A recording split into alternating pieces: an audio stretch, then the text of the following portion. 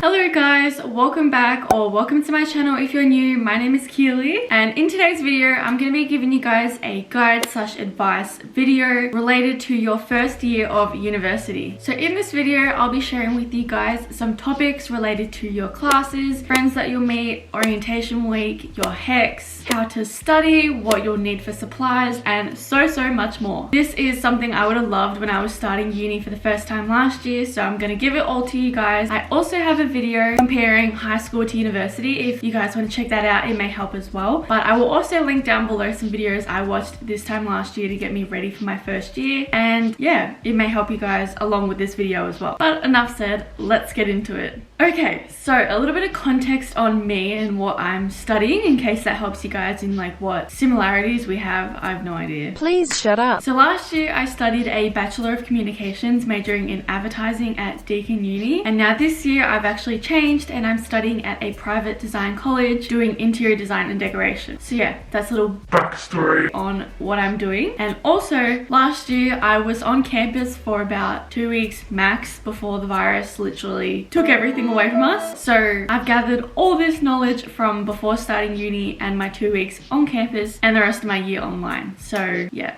Okay, so the first topic I will be covering today is orientation week, or aka O week. Party week.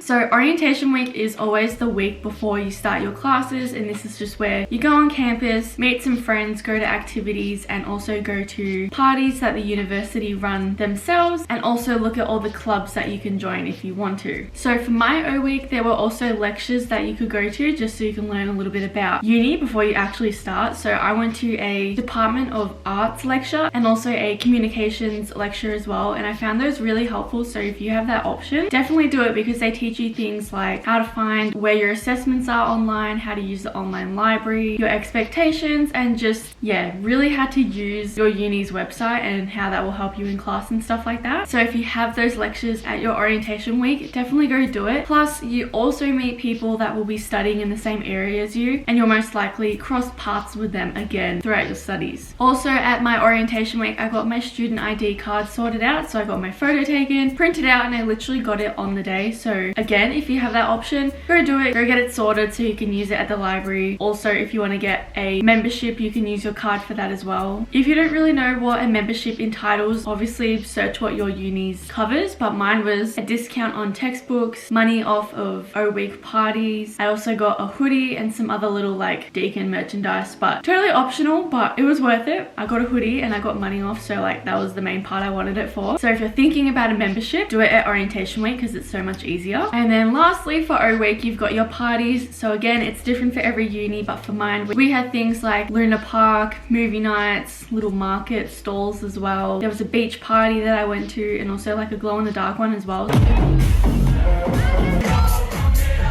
So I don't know if that will happen due to the COVID situation, but that's what we had last year, and yeah, it's a bit of fun that you can go to and just party it up before uni starts. So that's basically orientation week for you. Nice and fun, but moving on to a topic which is kind of the opposite of fun is your payments and HECS. So again, depending on where you're studying, there's sometimes an upfront payment that you need to make just to, I don't even know what it's for. I think it was for each trimester, but it was only like a couple $100s, so it wasn't too bad, but just be aware you may have like a small amount that you need to spend to say you're definitely like committing to the year. But another really important thing that you guys should know of or be aware of is this thing called the census date. This is an important date. It's usually a couple weeks after you've started learning your course, maybe like 2-3 weeks after, but this census date is when you're allowed to pull out of whatever you're studying before getting charged for it. So if you start your journey and you're just like, nah, this is not for me, make sure you pull out before that date because you won't get charged the full amount for whatever that semester was. And now the next thing related to your fees is obviously just your HECS. For most people, our HECS pays off our uni fees because we can't pay it up front because we're poor. So yeah, that's how your tuition fees are paid off. It's your HECS. It's a good little friend along the way because you don't have to pay anything. But then eventually, when you earn more than the compulsory payment threshold, which I searched this up, it is $46,620 a year, you start to pay off your HECS through your tax. So yeah, just in case you didn't know, that's how you pay off your uni fees. It's just your tax when you got a stable job.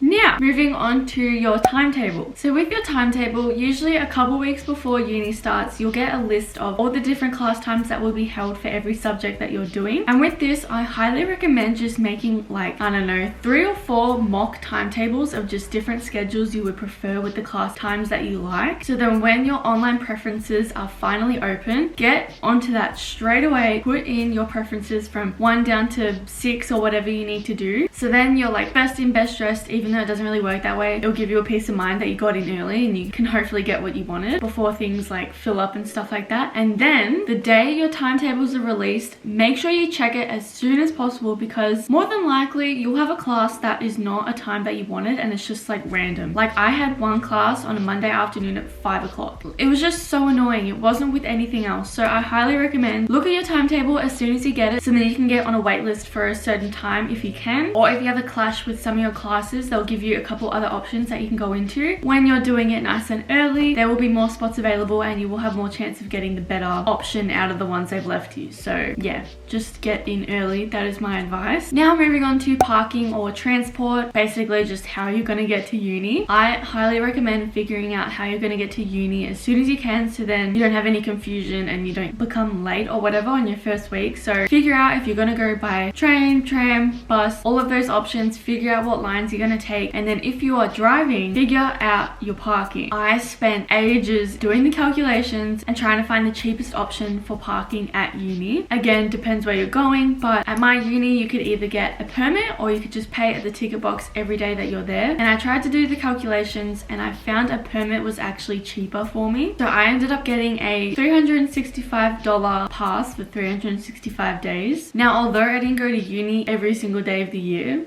bruh, it was cheaper than paying X amount of dollars for the time I was physically at uni. It just ended up better. So make sure you figure out what is a cheaper option for you. And now, little side note with parking. It can get very, very busy, especially at like peak time, prime time, when everyone is at uni. It can get crazy and it can fill up really, really fast. I recommend staying at uni once you're there. So if you have 2 classes and they're like 2 or 3 hours apart, just stay, don't leave, because I have a little story to tell you. It was not good. So this was like my first week of uni. It was a Tuesday and I had a class in the morning from like 9 to 11 or something, and after that I had a couple hours break. So I was like, okay, I'm just gonna go to Knox with a friend and just have lunch and then come back for my second class, which started at 1. Rookie mistake. It was so busy. I could not get a car park, and I was also on the other side of the Deakin campus. There's like a business and law campus because apparently they're superior, but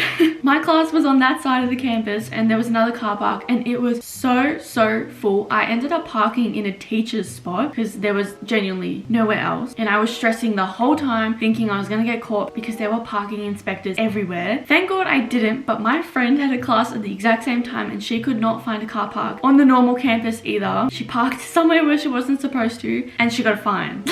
So moral of the story, when you're at uni, don't leave. Try and avoid the prime times, which is like 10 to 1, and don't park where you're not meant to because they will catch you. Okay, now moving on to the next topic, which is what to bring to uni and what you'll need. So first thing, pack your own food. Just take your own food. The cafes and restaurants on campus are so tempting, but they are very expensive, and just, yeah, don't waste your money on it. Bring your own stuff from home and then you can also eat in class, so it's like a win-win. But besides from food, obviously bring a laptop. Make sure you got your charger in case anything crazy happens with it, and then maybe get in the habit of packing the USB, just because you never really know if you'll need to back something up or move something across or whatever. And then for certain subjects you may need textbooks for them, so bring them to that class, but more than likely you probably won't even need them. And also when you're buying textbooks, just get them secondhand. I'm sure you can get them from the library cheaper, or there might be Facebook groups selling some, so just buy it secondhand because there's no point paying the full price for a textbook that you barely use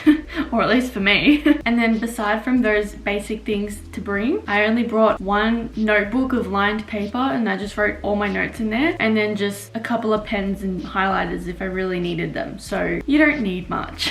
And then also, in case you don't really know what bag people use and stuff, most girls will bring like a tote bag, so I just used like a Mimco tote. I'll put it on the screen or whatever. And then most guys usually brought like a backpack or something, or sometimes they just carry it in their hands because you really don't don't even need that much, so you don't need a big bag. So yeah, that's what to bring and what you'll kind of need. Now moving on to the people that you're going to meet and just friends, stuff like that. In the first couple of weeks, I highly recommend that you just force yourself to be outgoing and make friends with people. That's literally like the scariest part of uni, just like not knowing anyone, having any close friends. So meet some people in the first couple of weeks and I'm sure you'll stick with them for the rest of the semester or however long you're studying for. And also something to be aware of, in your first week of uni, there are going to be so many icebreakers.